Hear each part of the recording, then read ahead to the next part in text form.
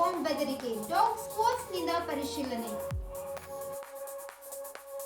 ಔರಾದ್ ಎಸ್ನಿಂದ ರೇಕುಳ್ಗಿ ಗ್ರಾಮದವರೆಗೆ ಸೇತುವೆ ನಿರ್ಮಾಣಕ್ಕೆ ಮಂಜೂರಾತಿ ನೀಡುವಂತೆ ಆಗ್ರಹ, ಡಾಕ್ಟರ್ ಶೈಲೇಂದ್ರ ಬೆಲ್ದಾಳೆ.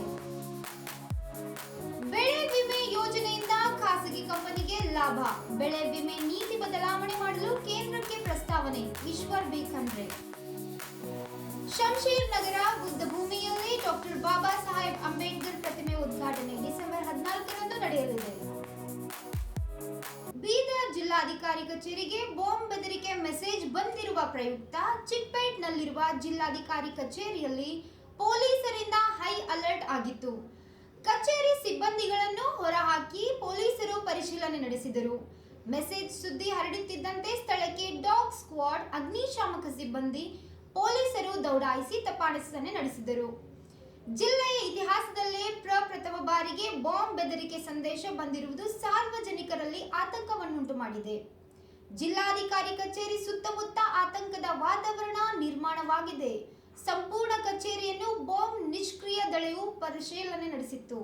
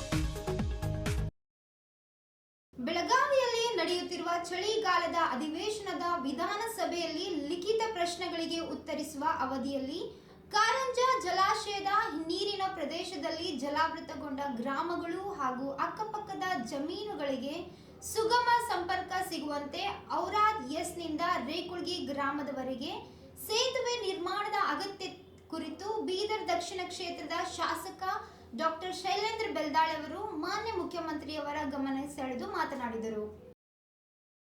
ಕಾರಂಜ ಜಲಾಶಯದ ಸೇತುವೆ ನಿರ್ಮಾಣದ ನಂತರ ಫಲವತ್ತಾದ ಭೂಮಿಯನ್ನು ಕಳೆದುಕೊಂಡ ರೈತರಿಗೆ ಇದುವರೆಗೆ ಹಲವು ರೈತರಿಗೆ ಪರಿಹಾರ ಸಹ ಸಿಕ್ಕಿಲ್ಲ. ಹಿನ್ನೀರಿನ ಪ್ರದೇಶದಲ್ಲಿ ಅಲ್ಪ ಸ್ವಲ್ಪ ಇರುವ ಜಮೀನಿಗೆ ತೆರಳಲು ರಸ್ತೆ ಅಭಾವದಿಂದ ಅನೇಕ ರೈತರು ಸಂಚಾರದಲ್ಲಿ ಸಂಕಷ್ಟಕ್ಕೆ ಎದುರಾಗಿದ್ದಾರೆ. ಈಗಾಗಲೇ ನಾನು ರೈತರ ಹಿತದೃಷ್ಟಿಯಿಂದ ಸೇತುವೆ ನಿರ್ಮಾಣಕ್ಕೆ ಮನವಿ ಸಹ ಸಲ್ಲಿಸಿದ್ದೇನೆ. ಈ ಸೇತುವೆ ನಿರ್ಮಾಣದಿಂದ ಸುತ್ತಲಿನ ಅನೇಕ ಗ್ರಾಮಗಳ ರೈತರಿಗೆ ನೆರವು ನೀಡಿದಂತಾಗುತ್ತದೆ. ಈ ಹಿನ್ನೆಲೆಯಲ್ಲಿ ಸರ್ಕಾರ ತಕ್ಷಣ ವಿಷಯಕ್ಕೆ ಗಮನ ಹರಿಸಿ ಸೇತುವೆ ಕಾಮಗಾರಿಗೆ ಶೀಘ್ರ 80 ಕೋಟಿ ರೂಪಾಯಿ ಅನುದಾನ ಮಂಜೂರು ಮಾಡಿದರೆ 3 ಕಿಲೋಮೀಟರ್ ಸೇತುವೆ ನಿರ್ಮಾಣವಾಗಿ ರೈತರಿಗೆ ನ್ಯಾಯ ದೊರೆಯುತ್ತದೆ ಎಂದು ಸಭಾಧ್ಯಕ್ಷರ ಮೂಲಕ ಶಾಸಕರು ಮನವಿ ಮಾಡಿದರು. ಈ ಕುರಿತು ಮಾನ್ಯ ಮುಖ್ಯಮಂತ್ರಿಯವರ ಅನುಪಸ್ಥಿತಿಯಲ್ಲಿ ಸಚಿವರಾದ ಶರಣ್ ಪ್ರಕಾಶ್ ಪಾಟೀಲ್ ಉತ್ತರಿಸಿ ಶೀಘ್ರ ರೈತರ ಸಮಸ್ಯೆಗೆ ಕುರಿತು ಪರಿಹಾರ ಒದಗಿಸುವುದಾಗಿ ಭರವಸೆ ನೀಡಿದರು. ಶೈಲೇಂದ್ರ ಕೆ ಬೆಲ್ದಾಲ್. ನಮಸ್ಕಾರ ಸರ್. ಬೀದರ್ ದಕ್ಷಿಣ ಕ್ಷೇತ್ರದ ಕಾರಂಜ ಜಲಾಶಯದ ಹಿನ್ನೀರಿನ ಪ್ರದೇಶದಲ್ಲಿ ಬರುವ ರೇಕುಳ್ಗಿ ಹಾಗೂ ಔರಾದ್ ಎಸ್ ಮಧ್ಯ ಸೇತುವೆ ನಿರ್ಮಾಣ ಮಾಡುವ ಕುರಿತು ನಾನು ಗಮನ ಸೆಳೆಯಲು ಇಚ್ಛೆಪಡುತ್ತೇನೆ. ಮಾನ್ಯ ಅಧ್ಯಕ್ಷರೇ, ಉತ್ತರವನ್ನ ಕೊಟ್ಟಿದ್ದೀವಿ.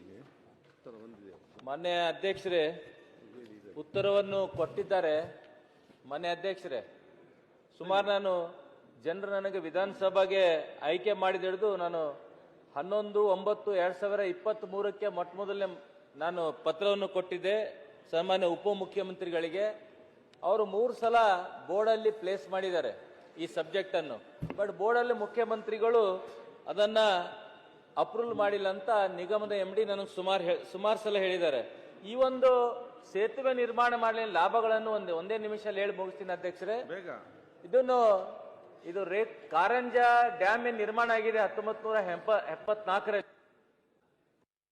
ಕಾಲ್ದಾರಿ ಇತ್ತು, ಹೊಲಗಳಿಗೆ ಹೋಗ್ಲಿಕ್ಕೆ ಜನರ ಅನುಕೂಲ ಆಗ್ತಿತ್ತು ಅಧ್ಯಕ್ಷರೇ. ಅದಾದ್ಮೇಲೆ ಕಾರಂಜ ಡ್ಯಾಮ್ ಆದ್ಮೇಲೆ ಹಿನ್ನೀರು ಪ್ರದೇಶದಲ್ಲಿ ಬ್ಯಾಕ್ ವಾಟರ್ ನಿಂತ ಅಧ್ಯಕ್ಷರೇ.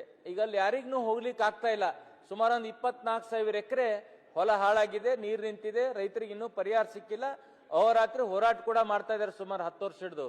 ಅಲ್ಲಿ ಸೇತುವೆ ನಿರ್ಮಾಣ ಮಾಡೋದ್ರಿಂದ ಓನ್ಲಿ 3 ಕಿಲೋಮೀಟರ್ಸ್ ಅಷ್ಟೇ ಸೇತುವೆ ನಿರ್ಮಾಣ ಇರುತ್ತೆ ಅಧ್ಯಕ್ಷರೇ. ಇದರಿಂದ ಸುಮಾರು ಒಂದು 25 ಕಿಲೋಮೀಟರ್ ಜನರಿಗೆ ಬೀದರ್ಲಿಂದ ಹುಮ್ನಾಬಾದ್ ಹೋಗೋದಾಗ್ಲಿ, ಗುಲ್ಬರ್ಗ ಹೋಗೋದಾಗ್ಲಿ, ಶೋಲಾಪುರ ಹೋಗೋದಾಗ್ಲಿ NH9 ಹಾಗೂ NH15ಗೆ ಅನುಕೂಲ ಆಗ್ತದೆ ಅಧ್ಯಕ್ಷರೇ. ಇದು ಸೇತುವೆ ನಿರ್ಮಾಣ ಮಾಡೋದ್ರಿಂದ ಬಹಳಷ್ಟು ಜನರಿಗೆ ಸುಮಾರು ಖೇಣಿ ರಂಜೋಳು, ರೇಕುಳ್ಗಿ, ಹೊಚಕ್ನಳ್ಳಿ, ಶ್ರೀಕಟ್ನಳ್ಳಿ, ಔರಾದ್ ಎಸ್ಸು ಇದೆಲ್ಲ ಜನರಿಗೆ ಸಾಕಷ್ಟು ಜನರಿಗೆ ಸಾವಿರಾರು ಜನರಿಗೆ ಅನುಕೂಲ ಆಗ್ತದೆ.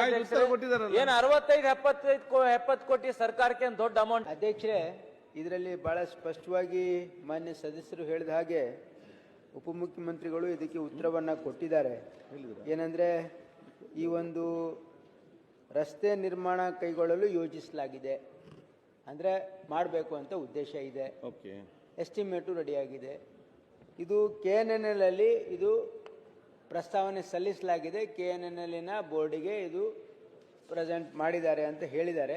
ಹಂತ ಹಂತವಾಗಿ, ಯಾಕಂದರೆ KNNL ಏನಾಗಿದೆ, ಭಾಳಷ್ಟು ಪ್ರಾಜೆಕ್ಟ್ಸ್ ಬಂದ್ಬಿಟ್ಟಿದೆ. ಆಮೇಲೆ ಹಿಂದಿನ ಸರ್ಕಾರದಲ್ಲಿ ಹಣ ಹೋಗ್ತೀರಿ ಸರ್. ಈಗ ಇದ್ದ ಸರ್ಕಾರ ಕೇಳಿ ಹಣ ನೀವು ಹಿಂದಿನ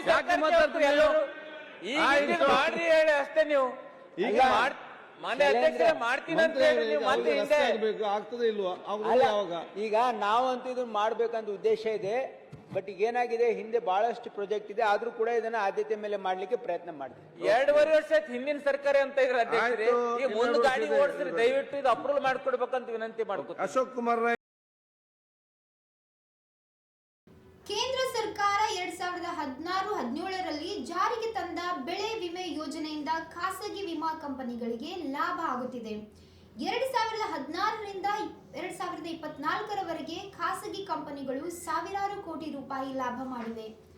ಇದರಿಂದ ರೈತರಿಗೆ ಅನುಕೂಲ ಆಗುತ್ತಿಲ್ಲ ಎಂದು ಅರಣ್ಯ ಜೀವಶಾಸ್ತ್ರ ಮತ್ತು ಪರಿಸರ ಸಚಿವ ಈಶ್ವರ್ ಬಿ ಖಂಡ್ರೆ ಮೇಲ್ಮನೆಗೆ ತಿಳಿಸಿದ್ದಾರೆ.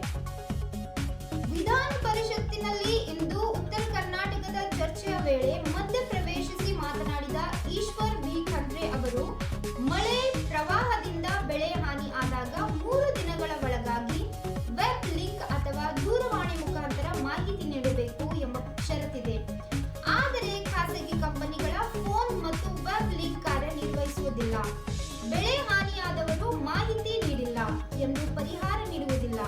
ಇಂತಹ ಸಾಕಷ್ಟು ನ್ಯೂನತೆಗಳಿವೆ ಎಂದರು. ಬೀದರ್ ತಾಲೂಕಿನ ಶಂಶೀರ್ನಗರ ಗ್ರಾಮದ ಭೂಮಿಯಲ್ಲಿ ಡಿಸೆಂಬರ್ 14ರಂದು ಮಧ್ಯಾಹ್ನ 12:30 ಗಂಟೆಗೆ ಸಂವಿಧಾನ ಶಿಲ್ಪಿ ಡಾಕ್ಟರ್ ಬಾಬಾ ಸಾಹೇಬ್ ಅಂಬೇಡ್ಕರ್ ಅವರ ಪ್ರತಿಮೆ ಉದ್ಘಾಟನೆ ಕಾರ್ಯಕ್ರಮ ಭವ್ಯವಾಗಿ ನಡೆಯಲಿದೆ. ಇಂದು ನಗರದ ಡಾಕ್ಟರ್ ಅಂಬೇಡ್ಕರ್ ವೃತ್ತದಲ್ಲಿ ಪೂಜ್ಯ ಭಂತೆ ಸಂಘಜ್ಯೋತಿ ನೇತೃತ್ವದಲ್ಲಿ ಕರಪತ್ರಿಕೆ ಬಿಡುಗಡೆ ಮಾಡಲಾಯಿತು. ಉದ್ಘಾಟನಾ ಕಾರ್ಯಕ್ರಮಕ್ಕೆ ಜಿಲ್ಲೆಯ ಸಚಿವರು, ಶಾಸಕರು, ಪ್ರಗತಿಪರ ಚಿಂತಕರು, ಸಮಾಜದ ಗಣ್ಯರು ಮತ್ತು ವಿವಿಧ ದಲಿತ ಸಂಘಟನೆಯ ನಾಯಕರು ಆಗಮಿಸಲಿದ್ದಾರೆ.